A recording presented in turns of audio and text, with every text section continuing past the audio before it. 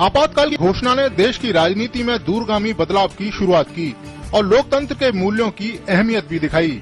25 जून 1975 को रातों रात सब कुछ बदल गया। 26 जून 1975 का दिन भारत के इतिहास का सबसे काला दिन कहा जाता है। लोकतांत्रिक भारत का काला अध्याय 21 मार्च 1977 को खत्म हुआ। राष्ट्रपति फखरुद्दीन अली अहमद ने प्रधानमंत्री इंदिरा गांधी के अनुरोध पर धारा 352 के तहत आपातकाल की घोषणा की थी। आजाद भारत के दौर का ये सबसे विवादास्पद दौर माना जाता है। लोकनायक जयप्रकाश नारायण ने इसे सबसे काले घंटों की संज्ञा दी। इस घोषणा के तुरंत बाद रातों रात कई नेता हिरासत में ले लिए गए। वास्तव में 25 जून की घटनाओं की जड़ 12 जून 1975 थी।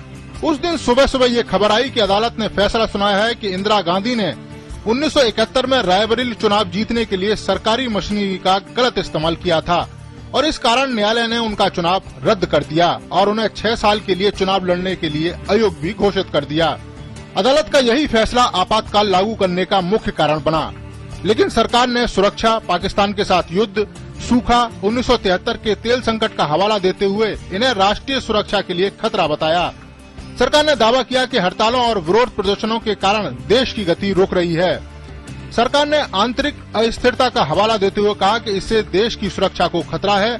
वहीं आज भी लोगों को याद है कि इस दौरान जबरन नसबंदी की गई, राजनीतिक गिरफ्तारियां हुई और बड़े पैमाने पर झुग्गी झोंपड़ियों का सफाया किया गया। जयप्रकाश नारायण, चंद्रशेखर, मोरारजी देसाई, अटल बिहारी वाजपेयी, लाल कृष्ण आडवाणी जैसे धुरंधर नेताओं को बिना किसी कारण जेल में डाल दिया गया। लाल कृष्ण आडवाणी ने इसे नाजी शासन का एक रूप बताया और इंदिरा गांधी के कदम की तुलना हिटलर से की।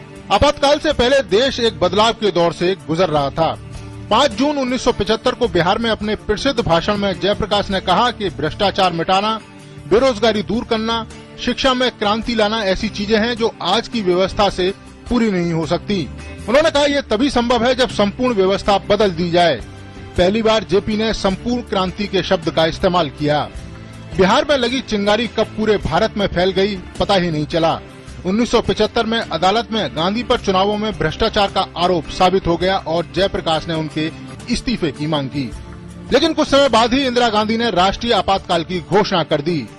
जेपी के नाम से मशहूर जयप्रकाश नारायण घर घर क्रांति के पर्याय बन गए। उस समय राष्ट्रकवि रामधारी सिंह दिनकर ने कहा था कि सिंहासन खाली करो कि जनता आती है। पूरे उत्तर भारत में कांग्रेस विरोधी लहर थी, लेकिन किसी को भी ये आभास नहीं था कि इंदिरा गांधी भी चुनाव हार सकती हैं।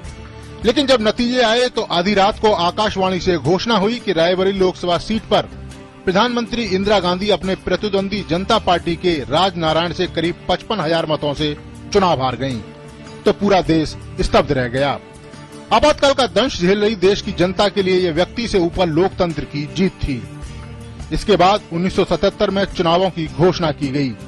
इस आपातकाल ने कांग्रेस को बुरी तरह से हार दिलाई और आजाद भारत में पहली बार मोरारजी देसाई के नेतृत्व में गैर कांग्रेसी सरकार बनी। Neeraj Singh, DD news,